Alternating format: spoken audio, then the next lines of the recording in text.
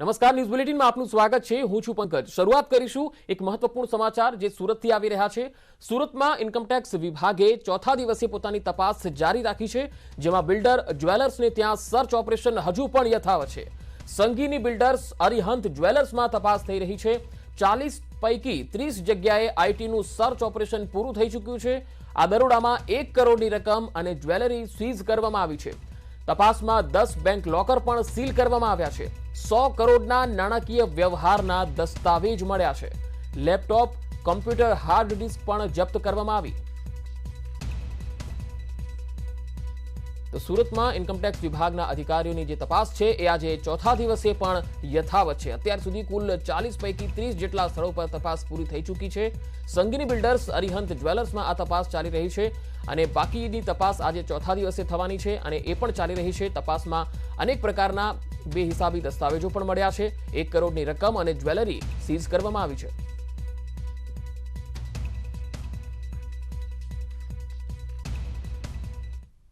ભાવનગરમાં રખડતા ઢોરનો ત્રાસ સીસીટીવી કેમેરામાં કેદ થયો। રખડતા ઢોરે એક વ્યક્તિને અડફેટે લઈ લીધો અને આ વ્યક્તિને શિંગડા ભરાવી રોડ પર ઢસડ્યો। આખી ઘટના સીસીટીવીમાં કેદ થઈ છે। ધ્યાનથી જોજો કે જાહેરમાં રખડતા ઢોરો કેવી રીતે લોકોને નુકસાન પહોંચાડે છે। આ સીસીટીવીના દ્રશ્યો જુઓ। અચાનક જ આ જે રખડતો ઢોર છે એ અચાનક પેલા પર હુમલો કરી દે છે। જે વ્યક્તિ ત્યાં શાંતિથી ઊભો હોય છે તેને ખ્યાલ નથી હોતો કે આ જે ઢોર છે એ અચાનક તેના પર આ રીતે હુમલો કરી દેશે અને ત્યાર પછી આ ઢોર છે એ શિંગડા ભરાવીને તેને રોડ પર ઢસડી રહ્યો છે।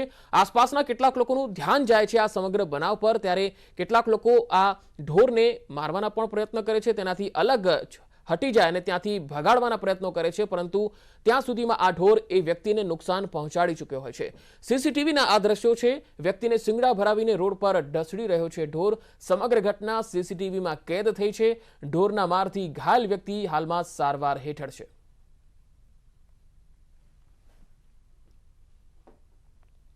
પ્રદેશ કોંગ્રેસના નવા પ્રમુખ આજે પદ ગ્રહણ કરશે। અમદાવાદમાં બપોરે 1 વાગે જગદીશ ઠાકોર પદ ગ્રહણ કરશે। જગદીશ ઠાકોર ગુજરાત કોંગ્રેસના 33મા પ્રમુખ બનશે। રિવરફ્રન્ટથી બાઇક રેલી કરી કોંગ્રેસ ઓફિસે પહોંચશે। પાલડી કાર્યાલય પર સમર્થકોની હાજરીમાં આ કાર્યક્રમ યોજાશે। પદભાર પહેલા જાહેર મંચથી કાર્યક્રમને સંબોધન પણ કરશે।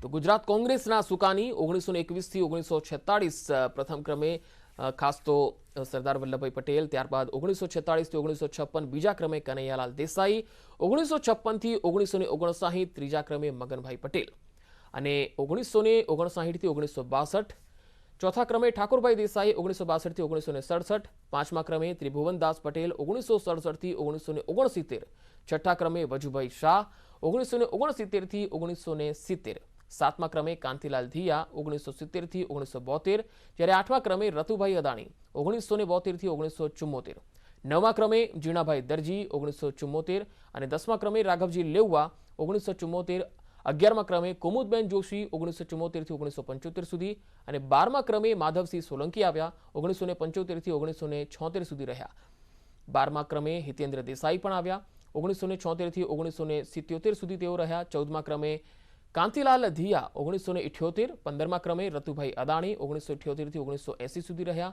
16મા ક્રમે માધવસિંહ સોલંકી ફરી એકવાર આવ્યા, 1980 થી 1981 સુધી તેમણે આ સંભાળી જવાબદારી। 17મા ક્રમે માલદેવ ઓડેદરા, 1981 થી તેઓ આ પદભાર સંભાળતા રહ્યા અને 18મા ક્રમે મહિપતભાઈ મહેતા, 1981 થી 1985, 19મા ક્રમે મહંત વિજયદાસજી, 1985 થી 1988 જ્યારે 20મા ક્રમે અહેમદભાઈ પટેલ આવ્યા અને 1988 થી 1989 સુધી તેમણે આ જવાબદારી સંભાળી। 21મા ક્રમે પ્રબોધભાઈ રાવળ આવ્યા, 1989 થી 1992 સુધી તેમણે આ જવાબદારી સંભાળી। નટવરલાલ શાહ પણ આવ્યા, જેઓ 1992 થી 1997 સુધી આ પદભાર પર રહ્યા।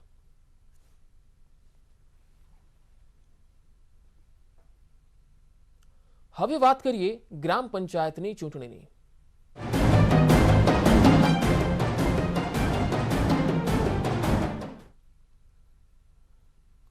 ગ્રામ પંચાયતના જંગ વચ્ચે પંચમહાલના મોરવા હડફ તાલુકાનું ગાજીપુર ગામ સમરસ બન્યું છે।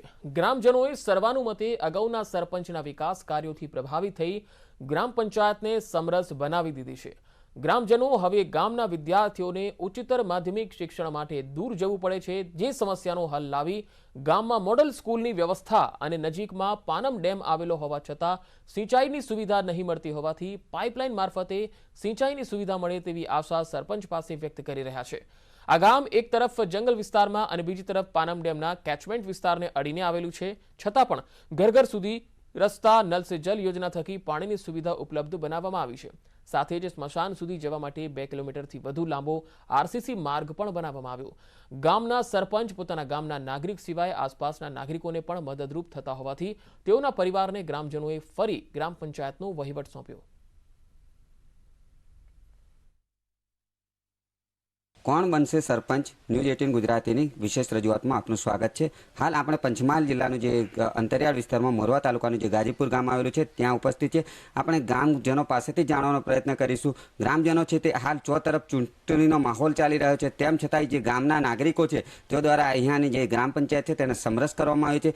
સમરસ કરવામાં આવી છે તે પણ એક આશ્ચર્યજનક વાત છે કે જે અગાઉના સરપંચ હતા તેમના જ પરિવારમાંથી જે મહિલા સદસ્ય છે તેઓને પસંદગી કરવામાં આવી છે। તો આપણે ગ્રામજનો પાસેથી જ જાણવાનો પ્રયત્ન કરીશું કે ગામમાં કેવા પ્રકારના વિકાસ કાર્યોની કરવામાં આવ્યા છે અને કેવા પ્રકારના વિકાસ કાર્યોની જરૂરિયાત છે તે ગ્રામજનોથી પાસેથી જ જાણવાનો પ્રયત્ન કરીશું। મારું નામ નરોદભાઈ કાળુભાઈ। ગયા ટર્મમાં 5 વર્ષ હું સરપંચમાં રહ્યો। મને મારા ગામની પબ્લિકે ચૂંટીને લાવી અને મૂક્યો તો મેં મારા ગામના જે છેવાડાનું ગરીબમાં ગરીબ ઘર હોય અને એમને જે કંઈ સુવિધાઓ જોઈતી હોય એ અત્યારે મેં પૂરી પાડી છે। નાનામાં નાના કામો પણ કર્યા છે 5 વર્ષમાં, જો કે વિધવા સહાય હોય। મારા ગામમાં મેં વિધવા સહાય માટે પણ 32 બહેનોને વિધવા સહાયના કોન્ટેક્ટમાં રહી અને વિધવા સહાયનું ચાલુ કરાવડાયું 32 બહેનોને। વૃદ્ધા સહાયો માટે પણ અમે કટિબંધ રહી એમને વૃદ્ધા સહાયો અપાવી। અને મારા ગામની અંદર રોડ રસ્તા, પીવાના પાણી, ગટર લાઈન જેવું છે એ બધા જ કામો, સ્મશાનના અંદર જવા માટેની જે મુશ્કેલી રહેતી હતી એ પણ આજે દૂર કરી છે। 5 વર્ષમાં મેં એવા સારા કાર્યો કર્યા છે। એના અનુસંધાનમાં ફરી પણ ગામે વિશ્વાસ મૂકી અને મારી પુત્ર વહુને ફરી સમરસ તરીકે ચૂંટી લાવ્યા છે અને આજે બધું આખું ગામ મારું આનંદ મંગલમાં છે। હવે નરવદભાઈ સરપંચ 5 વર્ષ રહ્યા એ બહુ મહત્વની વાત છે અને ફરી પણ એમને સમરસ કર્યા એ પણ મહત્વની વાત છે। પણ એ ગાજીપુરના સરપંચ નથી, એ આજુબાજુના ગામડાના સરપંચ બી છે। અમારા પાડોશી ગામ મેખર ગામ, ખેડાપા ગામ, તાજપરી ગામ, હર કોઈ ગામના કાર્યોમાં એ સહભાગી બન્યા છે। ગમે તેવી મુશ્કેલી પડે તો દોડી આવ્યા છે। હવે અમારે કામો તો સારા થઈ ગયા છે, સારા થાય છે, સરપંચ સારા કામ કરે છે અત્યારે। પણ અમારી એક રિક્વેસ્ટ છે કે અમારા બાળકો અહીંયા ગાજીપુરથી છેક મોરવા હડપ સુધી 7 કિલોમીટરના અંતરિયાળ વિસ્તારમાંથી ભણવા માટે જાય છે। એમને આવવામાં જવામાં બહુ તકલીફ પડે છે। એટલે અમારા નવનિયુક્ત સરપંચશ્રીને એટલી અમારી નમ્ર વિનંતી છે કે જો અહીંયા ગાજીપુર ખાતે અંતરિયાળ વિસ્તારમાં નવી મોડેલ સ્કૂલ મળે અને અમારા બાળકો અહીંયા સારી રીતે ભણે અને આગળ વધે અને ત્યાં દૂર જવાની સુવિધામાંથી દૂર થાય એવી અમારી આશા અને અપેક્ષા રાખું છું। હવે અમારા ગાજીપુર ગામમાં તો પીવાની પાણીની તો સગવડ થઈ જ ગઈ બધાને, પણ હવે અમારે એવું છે કે ખેતીમાં પાણી મળી રહેતું નથી। એના માટે અમને એરિગેશનથી પાણીની સુવિધા થાય એવી રિક્વેસ્ટ કરું સરપંચશ્રીને। અને હવે સીધા આપણે લઈ જઈશું દિલ્હી, જ્યાં આજે બાબા સાહેબ આંબેડકરના નિર્વાણ દિવસ નિમિત્તે આજે શ્રદ્ધાંજલિનો કાર્યક્રમ અત્યારે ચાલી રહ્યો છે, જ્યાં રાષ્ટ્રપતિ રામનાથ કોવિંદ અને પ્રધાનમંત્રી નરેન્દ્ર મોદી બાબા સાહેબ આંબેડકરને શ્રદ્ધાંજલિ આપવા માટે સંસદ ભવન ખાતે પહોંચ્યા છે।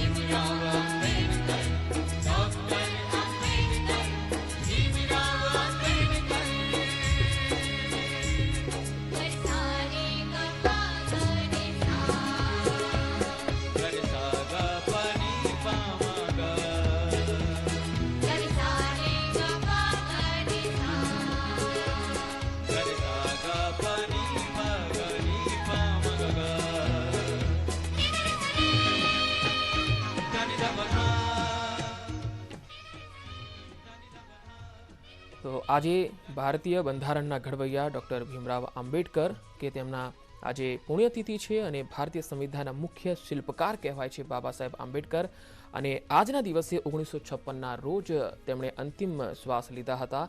આઝાદ ભારતના પહેલા કાયદા મંત્રી હતા ડૉક્ટર આંબેડકર.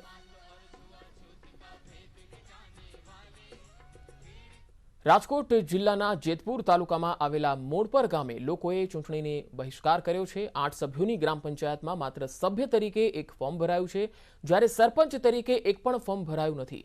ગામ લોકોએ આરોપ લગાવ્યો કે સરકાર દ્વારા ગામ સાથે ઓરમાયું વર્તન કરવામાં આવી રહ્યું છે, જેમાં જેતપુરના કારખાનાઓ દ્વારા પ્રદૂષિત પાણી છોડાતા ગામની નદીના પાણી લાલ થઈ ગયા છે, જ્યારે ગામના ભૂગર્ભ જળ પણ પ્રદૂષિત થયા છે. ગામની નદીઓમાં ખનીજ ચોરીઓ થઈ રહી છે, છતાં કોઈ જ કાર્યવાહી થતી નથી. ગામના રોડ રસ્તાને લઈને પણ ગામ લોકોમાં અસંતોષ છે. ગામના હાલને લઈને સરપંચે જણાવ્યું છે કે ગામની અનેક સમસ્યાઓ છે, સરકાર દ્વારા કોઈ પગલાં લેવાતા નથી અને ગામ લોકોએ પંચાયતની ચૂંટણીનો હવે બહિષ્કાર કર્યો છે. વિકાસમાં કઈ નહીં, કોઈ પ્રતિનિધિ નથી ચૂંટાયેલા આવતા, કોઈ સામું જોતા નથી. મત લેવા એટલી વાર આવે, બાકી મત લેવાઈ ગયા એટલે વાત પૂરી થઈ ગઈ. અરે રજૂઆત કરવામાં તો બાકી નથી, મેં બધાને રજૂઆત કરી, લેખિત મૌખિત. હા, એના હિસાબે ચૂંટણીનો બહિષ્કાર.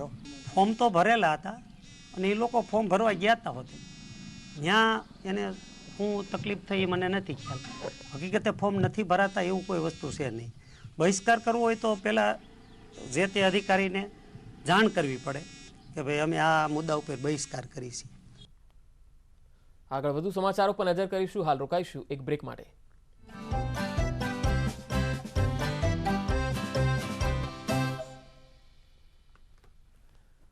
Welcome back. સમાચારોમાં આગળ વધીએ. વીર સાવરકરના જીવન પર લખાયેલા Veer Savarkar the man who could have prevented partition પુસ્તકનું અમદાવાદમાં મુખ્યમંત્રી ભૂપેન્દ્ર પટેલના હસ્તે વિમોચન કરાયું. ભારત સરકારના માહિતી કમિશનર અને લેખક ઉદય માહુરકર તથા ચિરાયુ પંડિત તરફથી આ પુસ્તક લખવામાં આવ્યું. આ પુસ્તકમાં સ્વતંત્રતા સેનાની વીર સાવરકરના જીવન સાથે જોડાયેલા અજાણ્યા કિસ્સાઓનો લોકોને પરિચય કરાવવાનો પ્રયાસ કરાયો છે. ઉદય માહુરકરે કહ્યું કે આ પુસ્તક ક્રાંતિકારી સાવરકર પર નહીં પરંતુ દેશભક્ત સાવરકર વિશે વધુ વાત કહે છે. વીર સાવરકરે હિન્દુ રાષ્ટ્રની પરિકલ્પના કરી હતી, જેમાં તેમણે સ્પષ્ટ કહ્યું હતું કે તમામ ધર્મને સ્વતંત્ર રીતે રહેવાનો અધિકાર છે. સાથે જ તેમણે એવી પણ વાત કરી હતી કે લઘુમતીઓને કોઈ મુશ્કેલી હોય તો સરકારે તેમાં હસ્તક્ષેપ કરવો જોઈએ.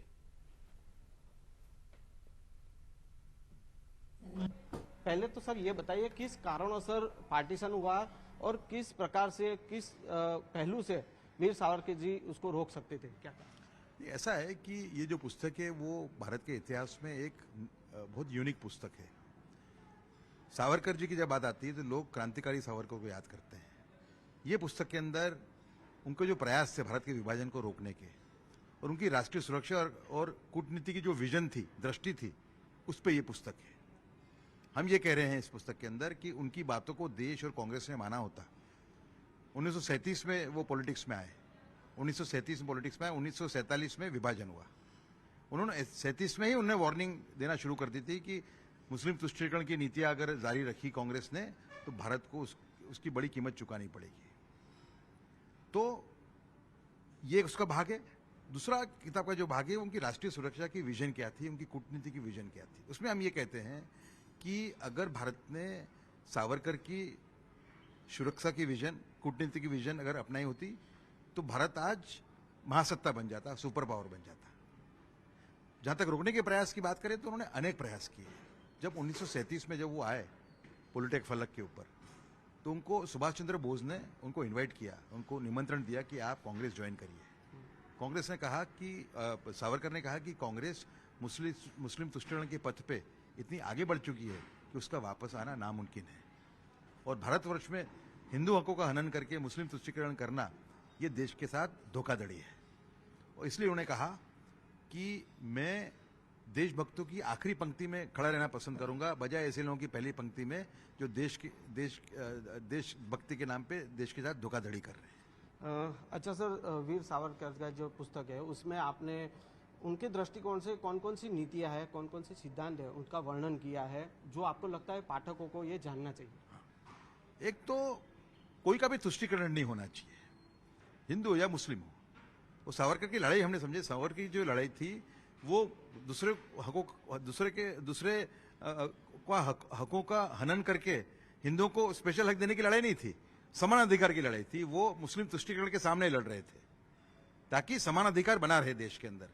तो उनका ये जो प्रिंसिपल है कि कोई भी वर्ग का तुष्टीकरण नहीं होना चाहिए, ये उनका पहला सिद्धांत है। दूसरा, उन्होंने कहा है कि संपूर्ण अहिंसा ये एक विकृति है।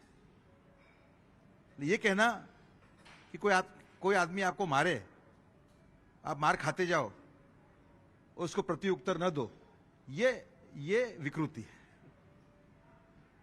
अगर आप पे हिंसा होती है तो आपका हक बनता है कि आप अपने आप को डिफेंड करें, ठीक है। दूसरा, उनकी जो विजन थी राष्ट्रीय सुरक्षा की, उसमें उन्होंने कहा था कि सैनिक की शक्ति यही अल्टीमेट मापदंड है कोई भी देश के महान होने का। मतलब अगर आपके पास सब चीजें हैं, आपके पास आध्यात्मिक शक्ति जैसे भारत के पास है, लेकिन अगर सैनिक शक्ति नहीं है, मिलिट्री पावर नहीं है आपके पास, तो आप विश्व गुरु भी नहीं बन सकते, ऐसा उसका अर्घटन में करता उन्होंने कहा। इसके लिए सैनिक शक्ति भारत की जो होनी चाहिए वो सब में सुप्रीम होनी चाहिए, ऐसा उन्होंने कहा था। और उन्होंने जो जवाहरलाल नेहरू की जो वीक नीतियां थी चाइना के सामने, उसके सामने कई बार आगाह किया देश को। और जो 1962 का जो युद्ध हुआ उसकी भविष्यवाणी उन्होंने 1954 में कर दी थी, 1954 में, 8 साल पहले। ऐसा क्या कारण है कि सावरकर जी के विरोधी है वो इतना बवाल खड़ा कर रहे हैं? ऐसा है कि वीर सावरकर जो हैं वो भारत की एकता और अखंडता के समय बड़े प्रतीक हैं। और जो विचारधारा और जो पार्टियां जो विभाजित भारत पे जिनका पोषण है, जो फ्रैगमेंटेड इंडिया पे जीवित है, उनके सावरकर समय बड़े दुश्मन हैं।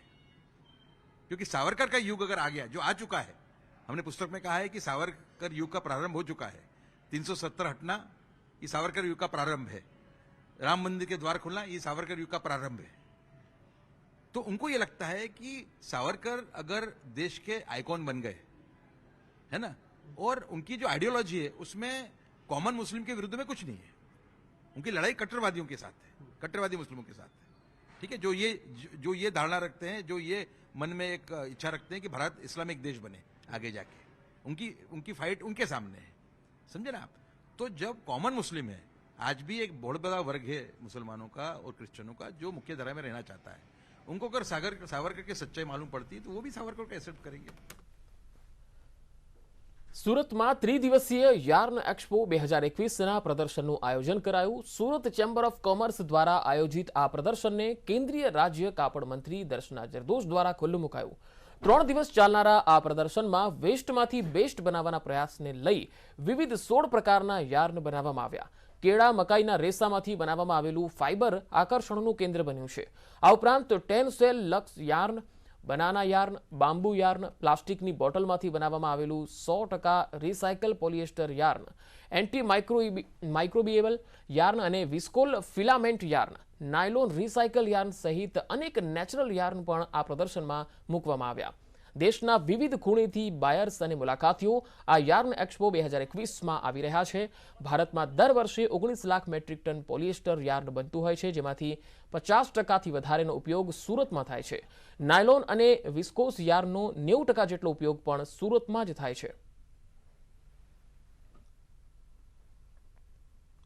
तो यार्न एक्सपो 2021 ना प्रदर्शन ने केंद्रीय राज्यकक्षाना मंत्री दर्शनाबेन जरदोशे खुल्लुं मूक्युं हतुं अने तेमणे आ एक्सपोने लईने जे उद्योगपतिओ छे, जे उद्योगो छे, तेमने पण प्रोत्साहन मळशे ए वात पण कही हती।